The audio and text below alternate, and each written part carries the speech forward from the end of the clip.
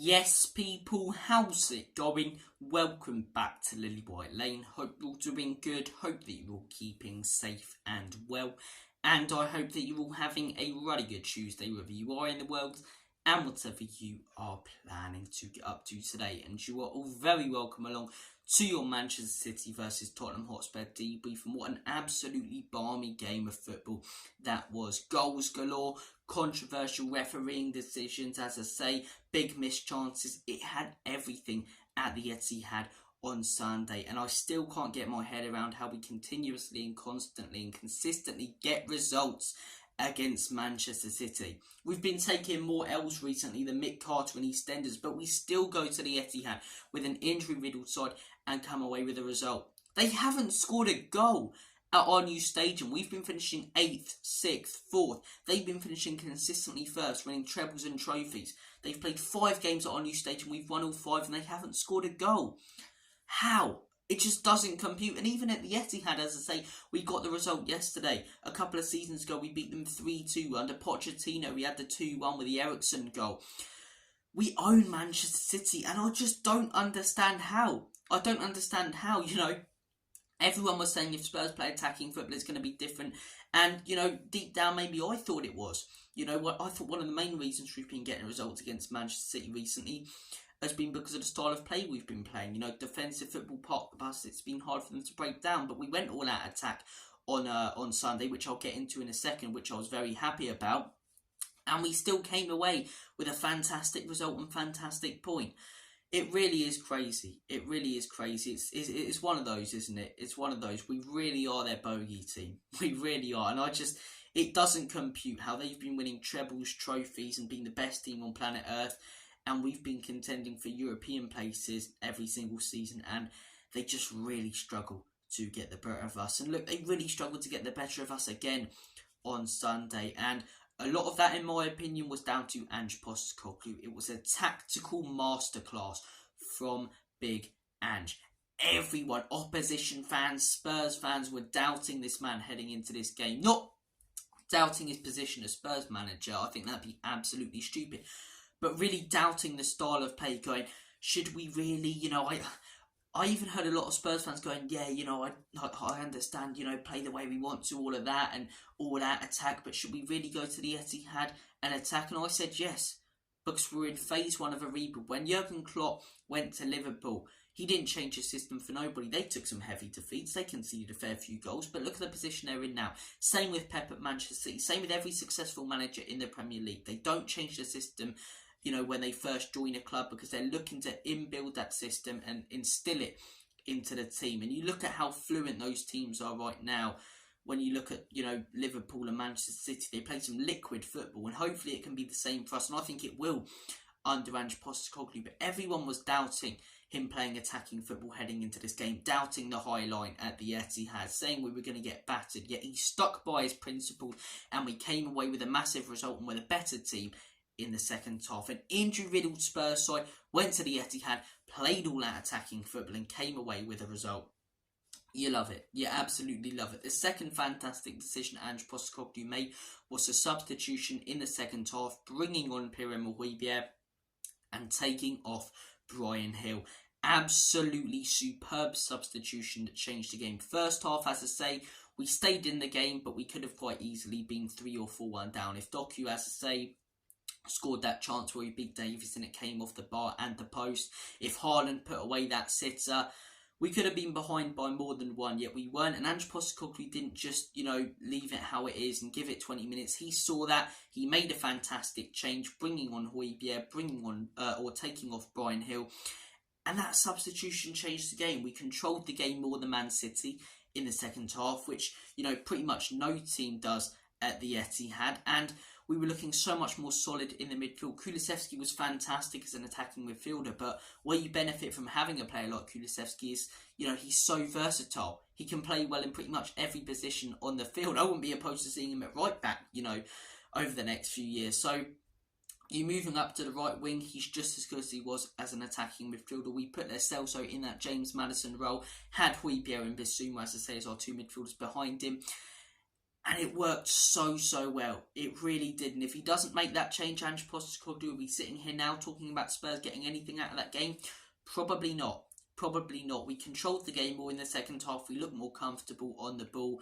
Kulusevski, as I say, was just as good on the right as he was, playing that sort of James Maddison role as an attacking midfielder who held up the play. And it was a brilliant substitution from Ange Postecoglou. It really was. And a substitution, in my opinion, that got us something out of the game. So everyone heading into this game was doubting Ange, doubting his attacking football, doubting his decision making, saying, when does it get to a point where it becomes naive? Yet he stuck by his principles, made a fantastic change, and got Tottenham Hotspur a fantastic result. This is why I've been saying week in, week out to back this manager. We're in phase 1 of a rebuild, and we're already seeing so many good signs. We've been able to compete with Man City at the Etihad with an injury-riddled side. We've competed with Arsenal at the Emirates. We've competed with Liverpool and beat them. We competed with Manchester United and beat them.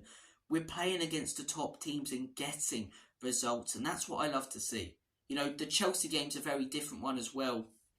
If Romero and Udogie don't act as stupid as they did in that game. We've shown as a side in phase 1 of a rebuild that we can compete with the top teams in the league. And as a Spurs fan, that gets me excited because it makes me think, when Ange Postecoglou has the team that he wants in a few years in this rebuild, what can we actually achieve? We saw at the beginning of the season, before these injuries started coming in, how good we were. And, if he gets some quality depth next season or the season after and we continue to progress, could we, be talking about Spurs as Premier League champions over the next few years? I really wouldn't rule it out. We've seen that we can be a special side under this manager. We've got belief, we've got determination, and we're playing some fantastic football. And everyone was saying we were going to finish bottom half of the table. We lost Kane 2 days before the season, who was our best player.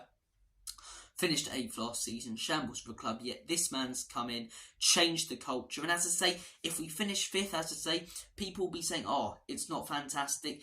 It's a very good season. When you consider we finished 8th last season, all we really wanted to see this season as Tottenham fans was a team that cares, a team that competes, and a team that finishes above 8th. Anything above 8th, as I say, and caring and giving it our all and playing good football is huge progress, in my opinion. Because that's what a rebuild is all about. It's about progression. It's about moving forward.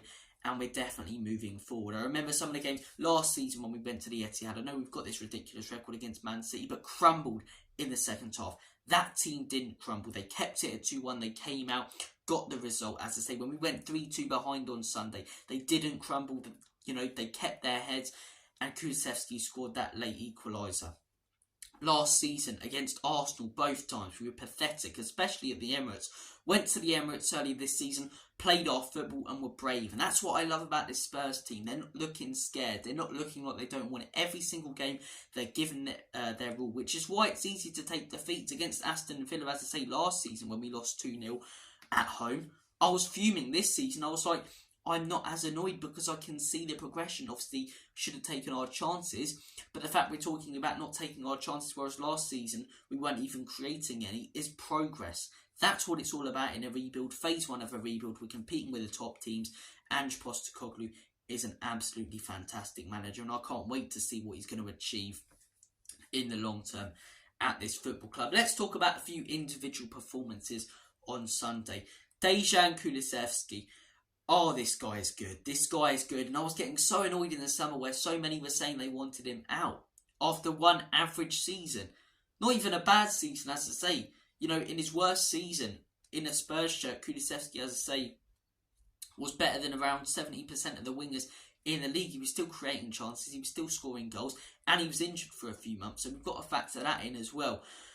And I was getting annoyed with fans on panel shows saying, do you not remember the Kulusevski we saw for those first 5 months under Conte? One of the best players in the league. And this season, in my opinion, bar Declan Rice, he's probably been the second best player in the league. He's been so good. He really has. There's been some fantastic players. Salah's been really good. Maddison's been really good. But, when you factor in injuries, how injury-prone players are, where people are in the table, the job they're doing, Kulusevski's been outstanding this season. He's so versatile as well. Played the attacking midfielder role absolutely brilliantly against Manchester City and got moved to right wing and was just as good. You can play him in different positions, you can rotate him about, and he'll keep consistently putting in good performances wherever he is on the pitch. One, criticism from me was, and look, I was one of Dejan Kulusevski's big backers. I said I think he will be good this season, and he has been absolutely outstanding. But one thing that I questioned in the summer of last season was him becoming a bit of a one-trick pony. He's been the opposite of that now. He doesn't cut inside every time he's got the ball. He's unpredictable. He's hard to deal with. He's been banging in goals, getting assists. I've been loving what I've been seeing from Dejan Kulusevski, and it feels like every time we play Man City and get a result against them at the Etihad, there's a star. For example, as I say, when we drew 2-2 there a few seasons ago, Lucas Moura, that was a fantastic game from him where we probably saw what he could be about. Seasons before that, Eriksen, as I say, when we beat them 2-1. A couple seasons ago, Kane, one of the greatest Premier League performances ever. This Sunday, Dejan Kulusevski, absolutely mint and mustard in that midfield. The next player I do want to discuss, and there's a few to discuss, Giovanni Lo Celso. What a fantastic performance. And look, I'll take credit for backing up Kulusevski and saying we should start him. I can't with Giovanni Lo Celso because I was one of the people who was heavily questioning him. I was one of the people who said, will he be good enough to step in? Because I saw him against Fulham and he wasn't brilliant at all. And I saw him last season, or not last season necessarily, but before, under Jose Mourinho, and I thought, is he really what we need? Is he really that, Giovanni Lo Celso? But the last couple of games, the guy's been absolutely fantastic. Against Aston Villa, got his goal, played really well, looked dangerous. And again against Manchester City, got his goal, 40 out of 40 passes completed. Perfection when it comes to the passes. And it's not like he was passing it sideways. When you look at a player like Harry Winks, when he was at Spurs, his stats were always good, but they were always sideways passes. No, these were forward-thinking passes. These were creative passes. And that goal, by the way, as I say, when I was watching him cut inside, I thought, why is he doing this? Just playing Heung-min Son here, and it's 2-2. But he cuts inside, strikes it brilliantly. And I look back on that and go, actually, that was the right decision. Back yourself. The fact he's got confidence, like so many of these players do in this Spurs team right now, to have a crack is fantastic. It really is. You're looking at January, I still think we need a midfielder or two because of Bissouma and Sarr going, but it's not as urgent as we thought it was. Giovanni Lo Celso has proved that he can come in and do a brilliant job, and Kudus proved that he can come in and do a brilliant job. Richarlison's back.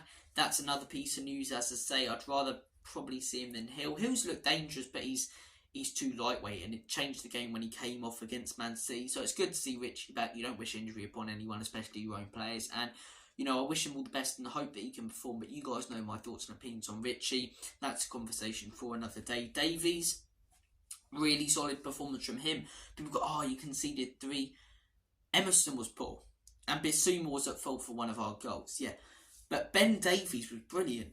Really solid defensively. That header as well for Giovanni Lo Celso's second goal. Throwing himself at the ball. He's got the confidence like so many other players have. And I was really pleased and, proud and chuffed with what Davies played like. But I've just mentioned him there, Emerson Royale.